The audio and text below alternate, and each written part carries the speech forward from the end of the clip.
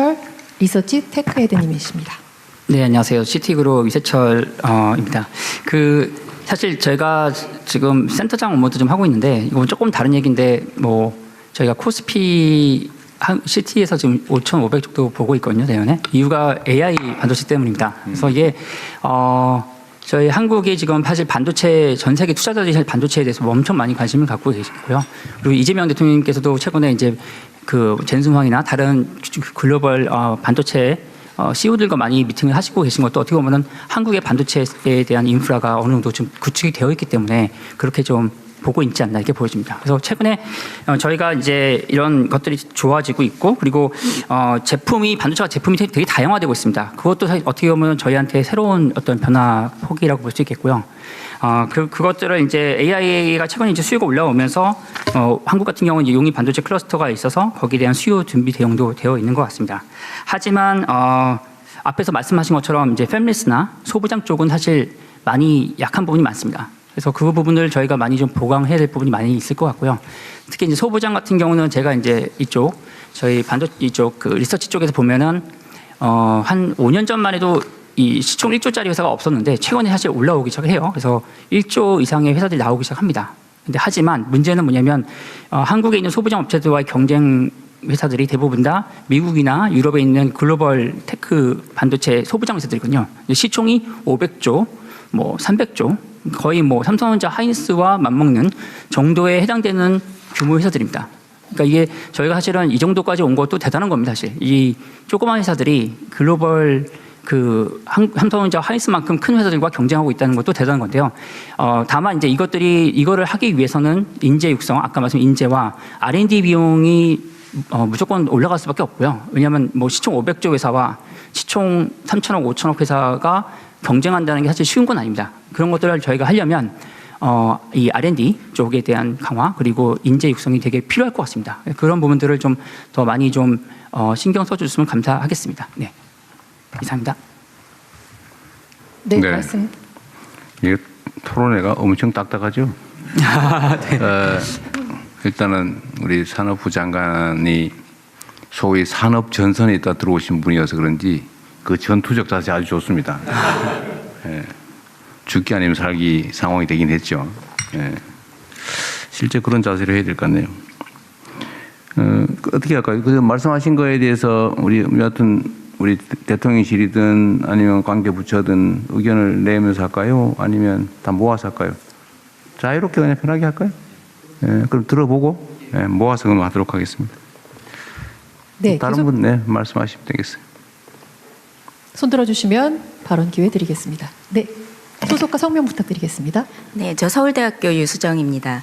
이전에 사실 인더스트리 경험이 더 많아서 이전에 했었던 데이터 센터형 AI 반도체나 그다음에 GPU 이쪽 관련해서 좀 말씀을 드리겠습니다. 저희가 그 AI 반도체라고 하면서 생태계 그릴 때 예전과 많이 달라진 게 있습니다.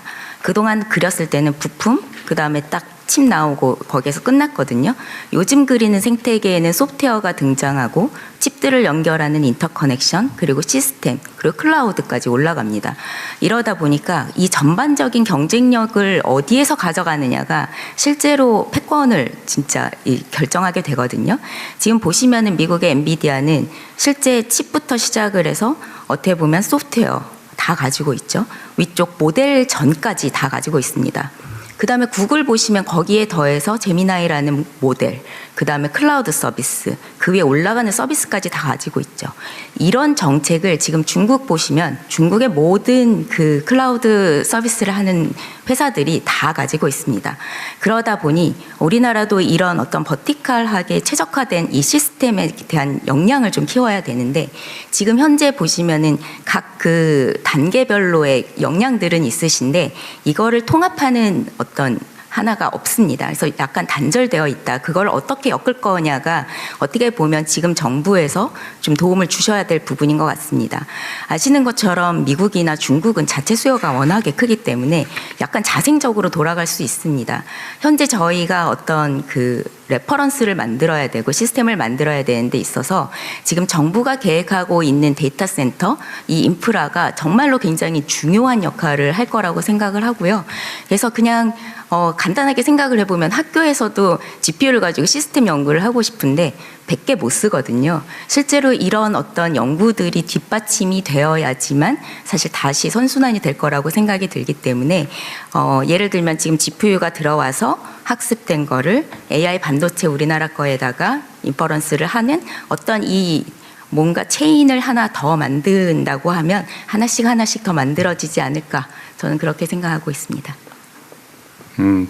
이게 이제 쟁점이 흐려지니까 그냥 말씀하실 때마다 저기 우리 관계 부처의 의견을 미리 좀 말씀하시는 게 좋을 것 같아요. 나중에 다 해놓으면 무슨 학술 토론이 하는 것 같아져서 얘기할 때마다 거기에 대한 의견 좀 추가할 거 이거 좀 얘기를 해주시면 더 명확해질 것 같습니다. 지금 이세철 의원님이나 유수정 교수님 전부 다 저희들도 100% 동의하는 내용들입니다.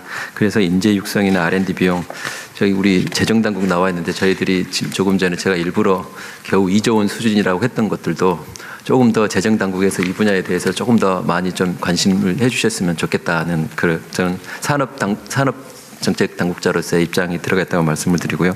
인재 육성 부분에서 그래서 저희들이 반도체 대학원 대학도 설립을 하려고 하고 말씀하신 아카데미라든지 반도체 대학을 더욱 대폭 확대를 하려고 합니다.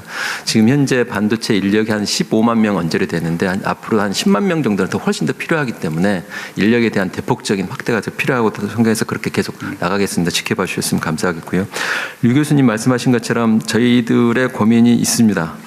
저희들도 엔디비아나 구글 정도를 할 수 있는 규모의 경제를 만들어내고 그걸 할 수 있는 데까지 갔으면 좋겠는데 아쉽게도 우리가 거기까지는 지금 안 가고 있는 상황이라 저희의 대책들에 보면은 반도체 쪽에 제 생태계를 만들어내고 하는 부분 저희 시작은 그렇게 시작을 해 나가는데 앞으로 우리나라의 역량이나 규모가 커지면서 그렇게 방향으로 가도록 최대한 노력을 하겠고 저희들도 그게 맞는 방향이라고 생각을 하고 각 분야마다 약한 부분들이 메모리를 빼고 나면은 모든 분야가 다 저희들이 좀 손이 가야 되는 분야가 분명히 있는 상황이거든요.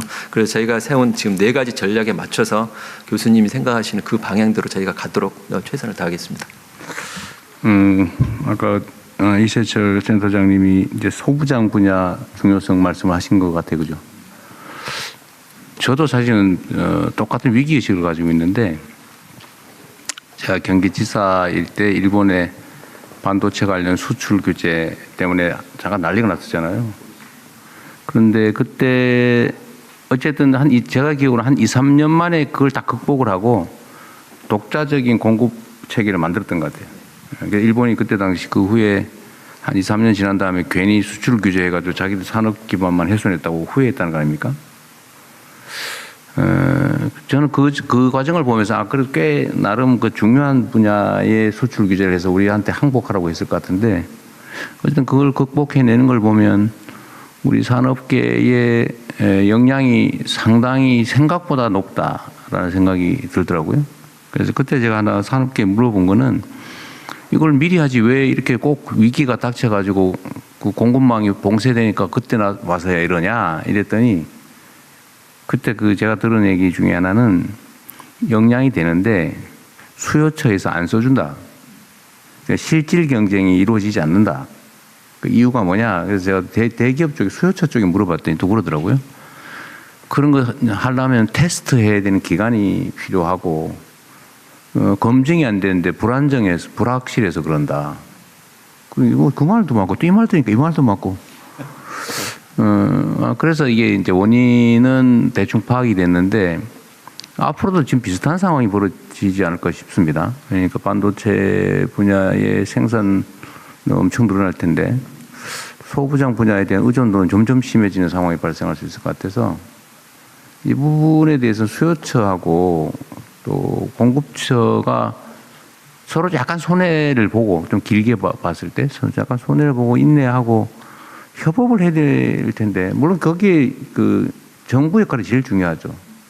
근데 그 요 문제 한번 얘기 한번 해봐 주십시오. 어떻게 할지. 그런 반성하에서 그걸 할 수 있는 조금 전에 트리니티 팹이라고 해가지고 소재 부품 장비들이 사실은 국내 이제 글로벌 기업 입장에서는 검증된 소재 부품 장비를 쓰고 싶어 하는데 그걸 테스트하거나 하는 데가 그동안 없었던 이슈가 있었습니다. 그래서 제가 조금 전에 하면서 굉장히 간략하게 넘어갔던 건데 트리니티 팹이라고 해서 우리 정부 그리고 우리 반도체 기업, 소재 기업들이 함께 참여하는 팹을 하나 지금 저희들이 구축을 합니다.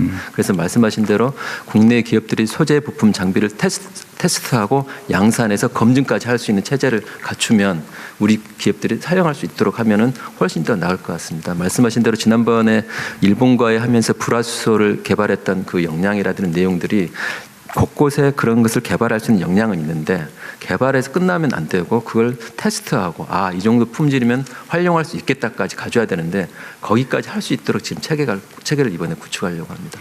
이번에 이 국방 반도체 분야에는 사실 이제 효율성 이런 것도 중요하지만 국가가 스스로 어떤 경우라도 자립할 수 있는 그런 필요성이 있기 때문에 그런 분야를 국가가 장기간 네. 안정적으로 이제 수요를 확보를 해주는 겁니다. 그러면 그걸 기초로 이제 저기 R&D 능력을 키우고 그러면 우리나라에 이제 삼성이랄지 SK나 이런 데도 또 거기에 납품할 수 있는 그 정도 경쟁력 있는 소재 부품을 또 발굴할 수 있을 것 같고요. 대통령이 말씀하신 대로 그때도 소부장 뭐 특별하게도 만들고 전 부처가 기업과 협업해서 2, 3년 사이에 그렇게 됐거든요. 이 반도체 분야는 우리가 압도적인 분야가 있고 그다음에 이번에 팹리스, 아암스쿨 이런 쪽으로 인재나 이런 쪽을 그 프로그램을 가지고 가면은 국방 반도체 중심으로 하고 트리니티 팹 만들고 그러면은 몇 년간 바짝 이쪽에 집중하면은 분명히 성과를 낼 영역이라고 봅니다. 네. 이거는 그리고 또 한 가지는 하여튼 이게 너무 집중이 되는 바람에 물론 그게 이제 일단 성장을 해야 되니까 바람직한데 그 주변 생태계들이 다 어쩌면 무너지기도 하고 말이에요. 그 나무가 큰 고목이 자라면 주변에 관목들이 다 사라지는 것처럼 그래서 생태계 조성이 정말로 중요한데 이 부분도 관련 기업들뿐만이 아니라 정부 차원에서도 각별히 신경을 써야 될 것 같습니다. 그러니까 좀 배려하고 그리고 다 잡아먹으면 토끼 다 잡아먹으면 나중에 그 호랑이가 살 수 있나요? 그래서 토끼 좀 살려놔야지. 그런 생태계 조성이나 이런 것도 좀 각별히 신경 써야 될 것 같습니다. 네, 생태계 육성 방안에 대해서는 잠시 후에 또 깊게 이야기 나눌 그런 게 시간이 될 것 있었어요? 같습니다. 네, 자 그러면 마침 또 삼성전자와 SK하이닉스 이야기를 많이 말씀 주셔서 제 쪽에 계신